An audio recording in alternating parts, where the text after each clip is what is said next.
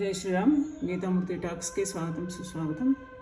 Healthy breakfast కావాలనుకుంటే చూడండి, శనగలు, పెసర్లు, తర్వాత పల్లీలు, బీట్రూట్, క్యారెట్, మక్కలు.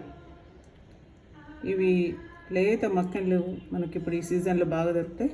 సో వీటన్నిటిని కలిపి కొద్దిగా ఉప్పేసి, లైట్గా మీకు ఉప్పు నచ్చితే వేసుకోవచ్చు, లేదంటే టేస్ట్ కోసం వేసిన నేను ఈ కుక్కర్లో ఉడకబెట్టుకొని నిమ్మకాయ వండుకొని తింటే మంచి హెల్దీ బ్రేక్ఫాస్ట్ ఇది. చూడండి, మంచిగా ఉడికిపోయినాయి. ఇప్పుడు దీన్ని మనం బ్రేక్ఫాస్ట్ కింద వాడుకోవచ్చు. ఈ మిగిలిన నీళ్ళు మనం పప్పుల్లో కానీ కూరల్లో కానీ పోసుకున్నట్టయితే ఆ నీళ్ళు కూడా వృధా కాకుండా ఉంటాయి. ఇష్టం అనుకుంటే ఆ నీళ్ళతో పాటు కూడా తీసుకోవచ్చు.